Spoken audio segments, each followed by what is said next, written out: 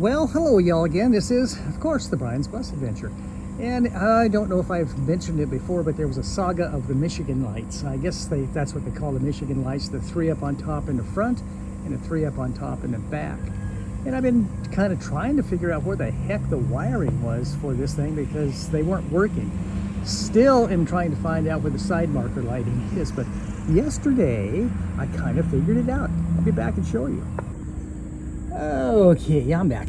Anyway, what I was trying to do yesterday was kind of figure out really what all of these 24-volt relays went to, and I still haven't figured that out.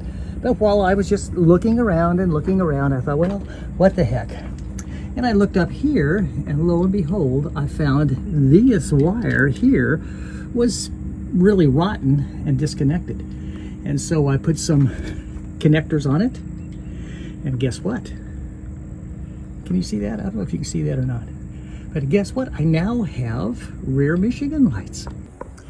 Yes! Now as you can see, all 3 of them light up. But that still is not the challenge. I got the lights on. Let's go back inside this little old chamber in here again. Inside the bus here. And see the, well, let's step back. See this? This is the exhaust pipe. It goes from the turbocharger down to the muffler down here. And guess what it does? It gets extremely hot inside here, and that's what happened to these wires. They got so hot and so brittle that they just came apart. So now my challenge is, and this wire, as you can see, it runs up inside this column right here that they've cut off when they put this rear cap on, and it is really brittle up to that point. So what I'd like to do is follow that wire up through that chamber there and replace it. But again, that's another challenge. And this is the remainder of the challenge for those Michigan lights. I believe wholeheartedly that that chamber, that frame member, comes up and it goes in behind this box that we just enclosed. I saw some wiring in there. I saw the 110 in there, which comes along over here. But I think I also, if I remember correctly, saw a wiring loom, and that would make sense that it would go up there. And that's not it. That's just a 12-volt light there, but that would make sense. It goes from there up through the cap, up through here, up to those Michigan lights.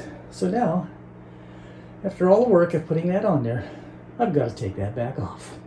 Wow, this is the Brian Bus Adventure, or Brian Bus Adventure. Can I say that right? Brian's Bus Adventure. Okay, now this is where I may be cussing a whole lot. I don't know yet, but I have to get this thing pried back. And let's see if I can just jam this little putty knife in here. Maybe break these. Oh, wow, it's coming right out. Is that good or is that bad? Oh, okay, there it's not. We don't want to come out. Okay. Just need to get this bottom out if I can. Is it all hot? Oh, yes. Thank you, God.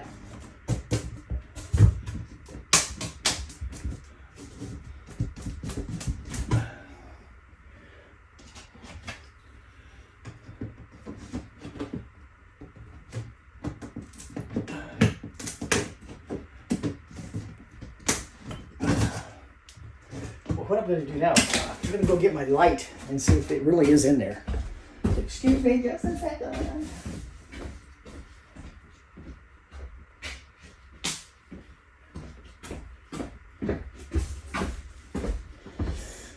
Trusty little headlamp here. No, peereth up in there. See if the wire is in there. And yes, I see wiring up in there. Okay, so that means I'm going to take the whole thing off and have a look, see what's in there. Okay, that's what I'm going to do. And I'm not going to bore y'all with me taking that off, so I'll be right back.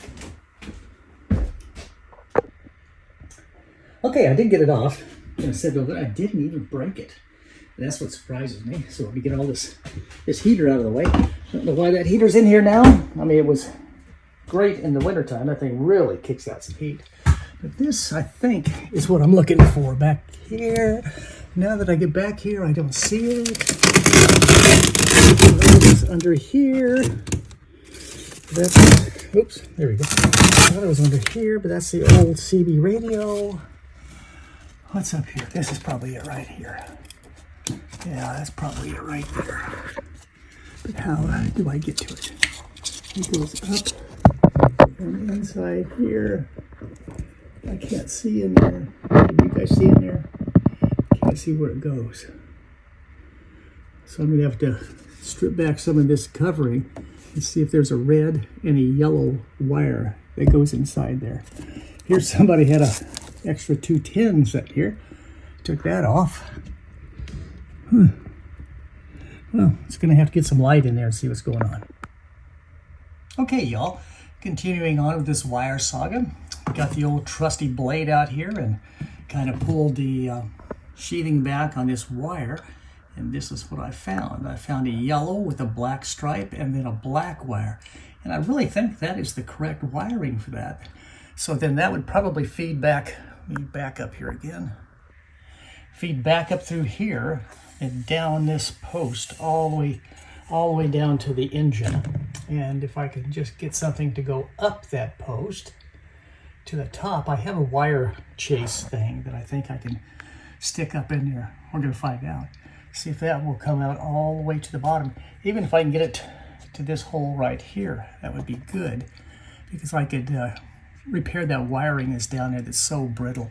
I'm going to try it, see what happens. Okay, y'all, it's the next day, and we're still, well, actually, I'm almost finished with the wiring now, but I wanted to show you exactly what I had done to get that channel cleared out.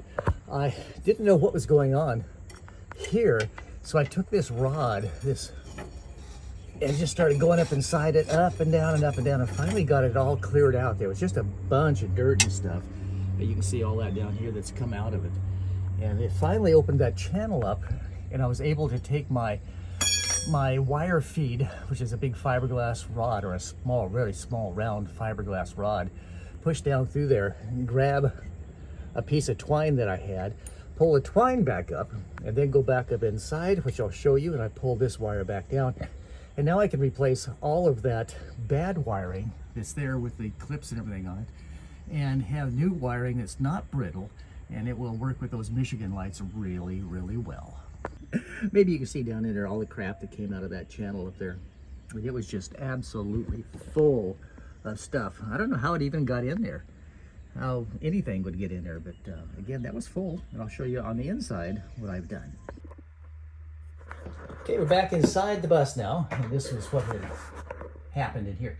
If you notice here, I have a rod. This is called a wire chase, and it has a special little end. Actually, there's 2 or 3 different ends for it.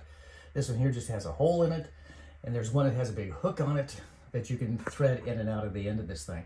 But anyway, I pushed that down through this rod after I got it cleared out, off of this tube here.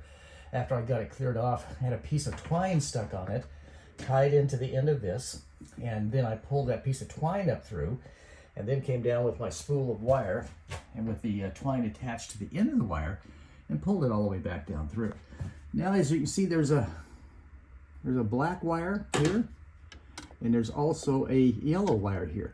It turns out that the black wire is the hot wire to the Michigan lights. And the yellow wire, I'm not quite for sure yet what it is. I don't think it's a ground, but I don't know. Maybe I have that backwards. Maybe the black is a ground, and when I turn the lights on, it makes a circuit out of it, kind of like a light switch would in a house. But I really want to figure out what that yellow wire is too also, and it may go back over to this one here. They just have it spliced in somehow. But I'll have to figure that out. But again, this is the kind of the end of the saga of the Michigan lights in the back end of the bus. Let me get my light turned around here. And again, I've solved another challenge, new wiring, so the Michigan lights are going to work, well, really well for a long period of time. Again, this is the Brian's Bus Adventure. Hey, if you like this, make sure you just give us a big check mark on there. And if you'd like to, please subscribe, because that really helps us out. And again, if you'd really like to help us out, go ahead and get on our Patreon. That's patreon.com at Brian's Bus Adventure. You know, just sign up and give us a helping hand here so we can get this bus on the road as quick as possible. Y'all have a good day, and we'll talk to you soon. Okay, y'all. Well, the saga of the back Michigan lights continued.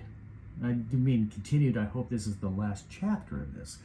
Well, what happened was, got back outside. They work for about 2 cycles, and then they stopped working. So I had to come back up inside with my wire, my new wire that I ran, and tap into this wire right here, the black one. And that evidently is the powered lead going to the Michigan Lights. It should have been, I would have thought, the other way around. I thought that would have been the lead going to and not from the Michigan Lights. Or I should say, I would have thought that would have not been a power lead. But it is the power, the 12-volt power to, or the 24-volt power to it. So I hooked that in, and now I have permanent, not permanent, I can turn them on and off, of course, with the switch, but now I have Michigan Lights that work all the time in the back, and now I have Michigan Lights that work all the time in the front. So I'm hoping that once I get that spliced in there really well, still don't know what that second wire is for. And I'm hoping maybe it might be for the running lights in the back, not the Michigan Lights on top in the center in the back, but the side running lights. And I'm going to try that out in a couple of days. But right now, the saga of the rear Michigan Lights has been solved, and it's about to be fixed permanently. And this is the Brian's Bus Adventure.